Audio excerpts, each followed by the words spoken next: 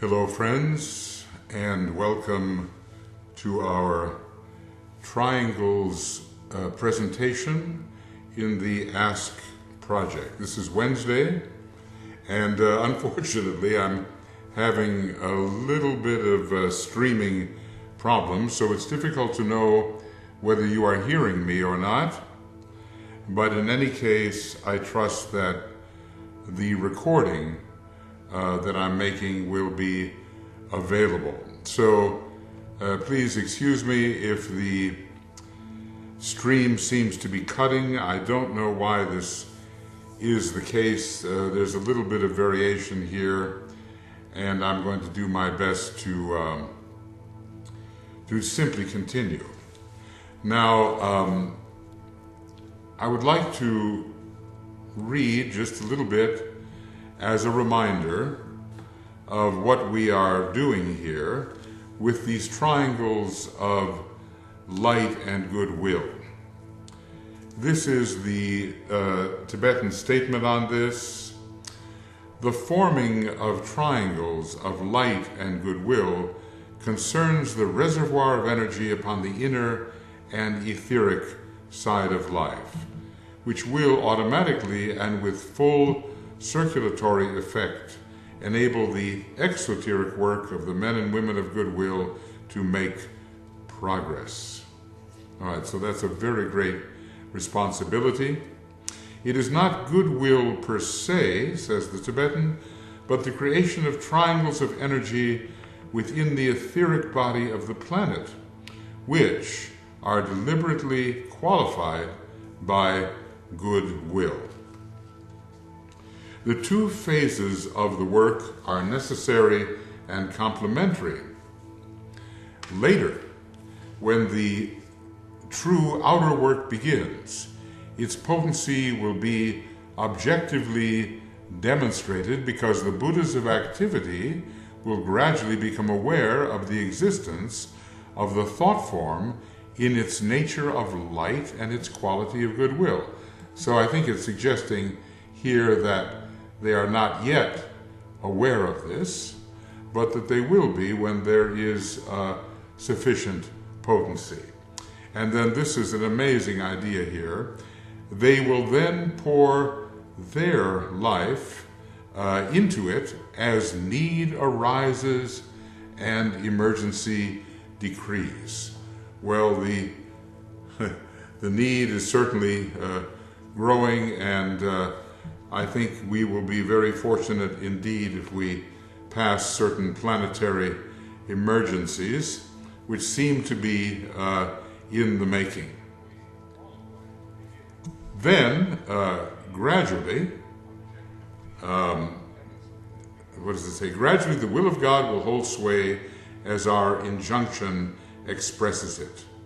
Paralleling all this will be the work of the men and women of goodwill throughout the world, but in itself entirely objective, worldwide, and amazingly useful. So this is something that we can contribute immensely to as we do our esoteric work. Now, I suppose I will abbreviate this meditation just a little bit because the streaming issue seems to be one that I cannot overcome without some significant troubleshooting. So let's see how we go here.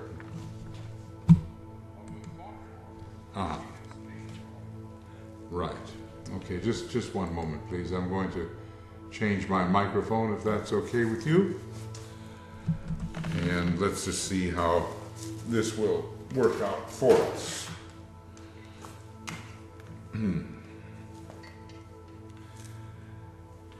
Just a moment. I guess this is a moment when I wish I had just a little bit more fifth ray in my energy system. Okay, now we will proceed, and we will sound the Om inaudibly 3 times. So gather yourselves together feel the sense of unity with all who are participating in this meditation and who generally participate in it.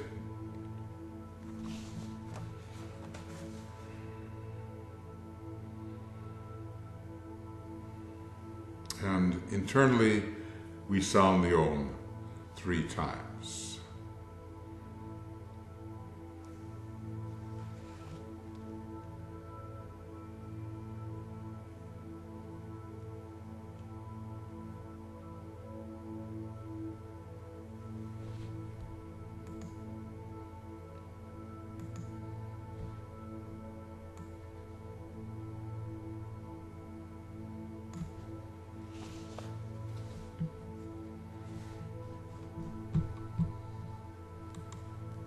Now we visualize the network of golden triangles covering the entire planet.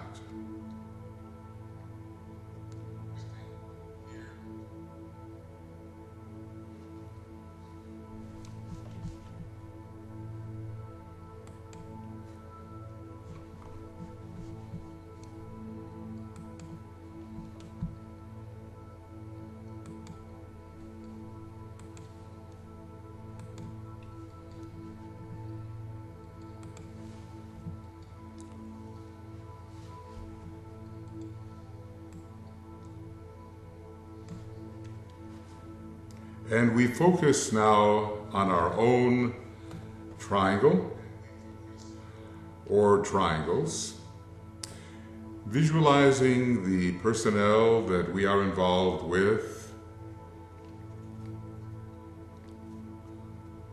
as soul-infused personalities, and we are all linked together, conveying soul expression through our personality to each other. So we'll take a little time here. Some of you may be involved in one triangle or more, or some of you may be just beginning and thinking of being involved in a triangle. So if you do not have a triangle, you can visualize maybe a couple of people with whom you'd like to work, or visualize the network. And those of us who are involved in triangles, we visualize the individuals with whom we are working.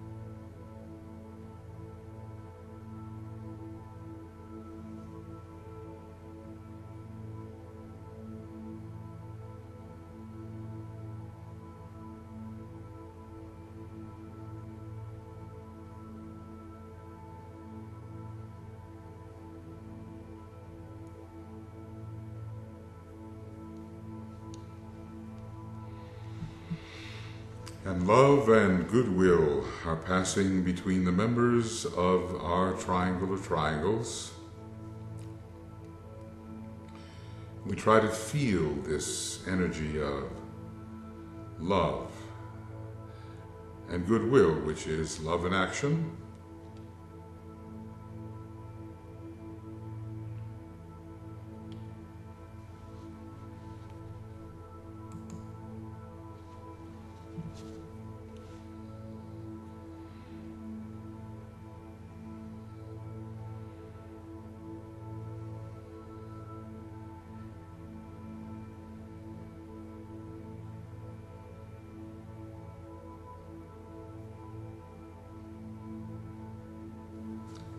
And we also, in addition to this, we visualize the flow of spiritual light passing between the members of our triangle of triangles.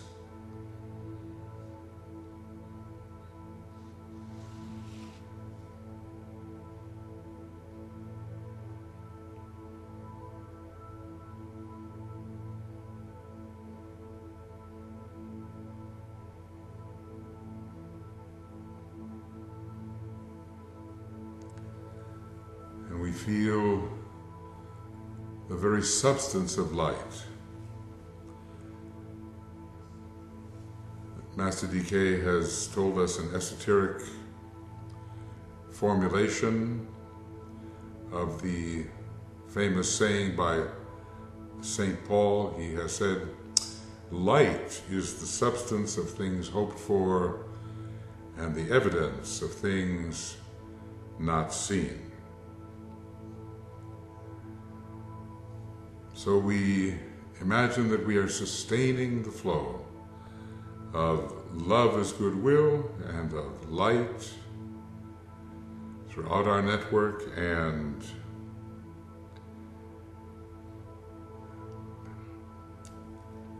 linked with the great triangles network.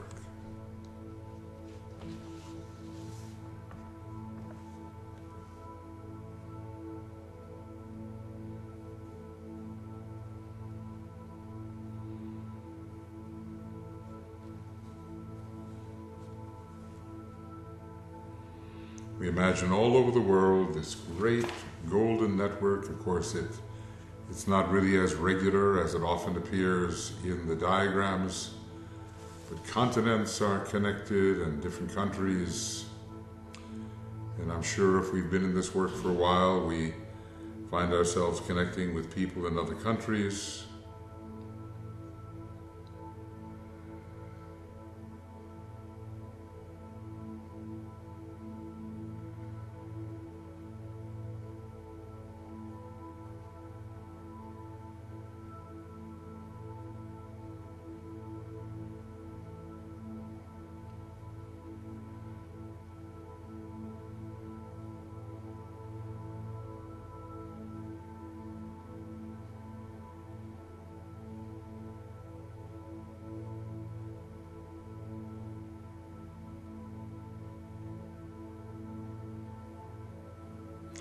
It is a very powerful network, becoming increasingly more powerful and extremely useful and close to the heart of the Tibetan, as he has described it. We can understand how the spiritual will eventually be working through these triangles, the will to good, because the triangle is the symbol of the atmic plane, whereon the level of spiritual will is expressed.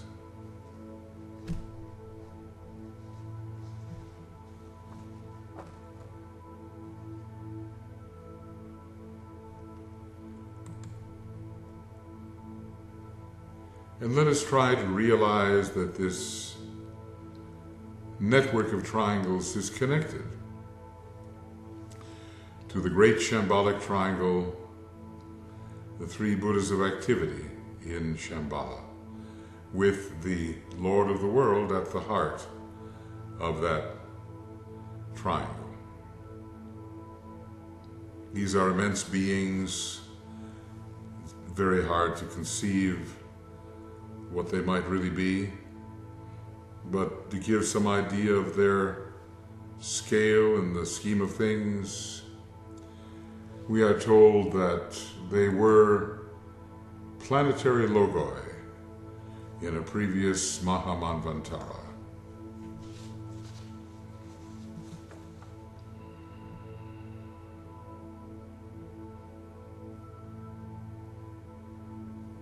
So we think of this great Shambhalic source that inspires the triangles network. And we realize, as the Tibetan has told us, that in times of emergency, times of real need, the Buddhas of activity can pour their energy through the Triangles Network for protective purposes. And I imagine this is also true of the Lord of the World, Sanat Kumara. So we behold before our eyes the great network inspired from Shambhala, and we sense that we are participating within it very powerful, subjective enterprise, which Master DK says, and he emphasized the word with italics, it must go on.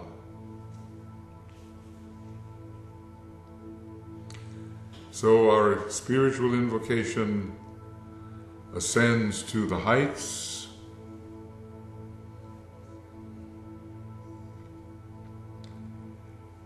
and as we so often do when we do our triangles work, we sound the great invocation, but here we will think of our triangles and the network when we hear this version of the great invocation.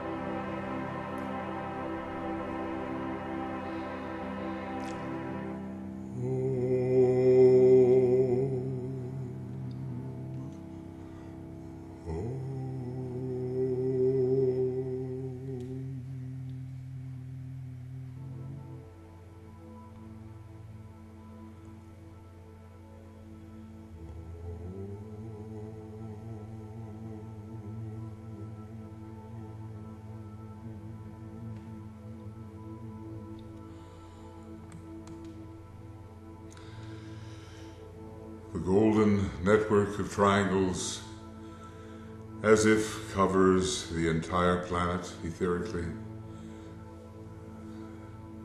There are different levels of the ethers, of course, and probably depending upon the depth and sincerity and heartfelt nature of the triangles, and probably depending upon the spiritual will behind them, so will the different levels of the ethers be utilized in this triangle's work. There is that story, you know, that Alice Bailey told one of her co-workers that Tibetan had advised her that if 100,000 triangles could be formed, and I assume they would be triangles of real quality, then the very difficult world situation could be turned around. So we try to see the earth as a world redeemed,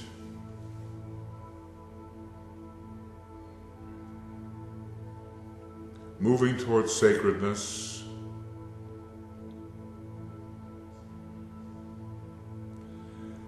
and that will be a very interesting time because it will follow the Judgment Day of the 5th round, and on the earth will only be those human beings who are treading the path of spirituality. Others will be directed to other areas of our planetary scheme and also to another planetary scheme.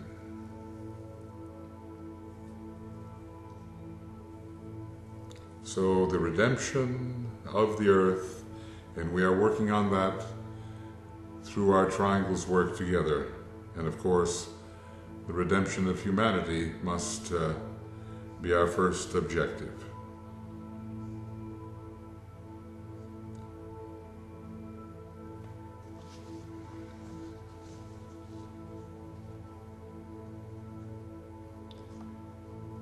We sustain the flow, we see the flow, we're part of the flow of goodwill as love in action and of light, and later the will to good through these triangles.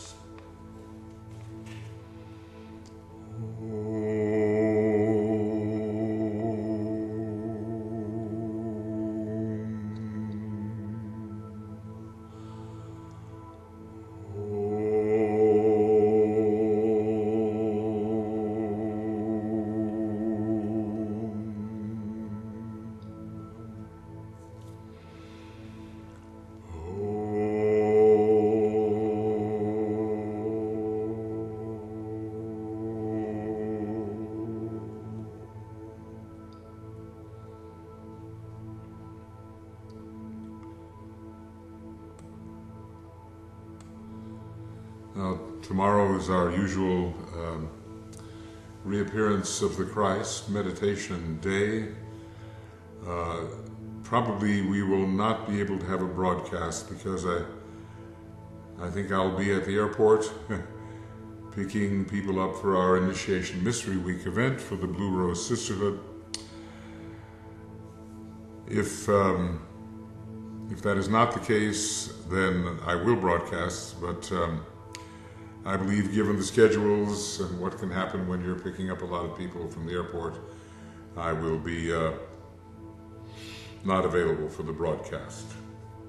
But we will resume on Friday at 8 p.m., well, here in Finland, or 5 p.m., Universal Time, Greenwich Mean Time, and we'll continue with our work with Group and World Glamour. We're working particularly on the glamour of hatred and separation or separativeness.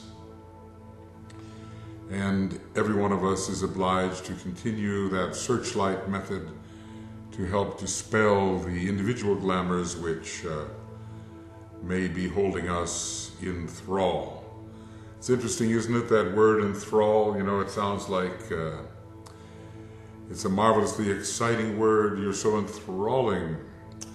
But what it really means is to be captivating and to put a person in prison. So we don't want to fall for or be attracted to that which enthralls our soul, our spirit. We have to change the meaning of the word glamour. Right now it's fairly attractive, and it should not be.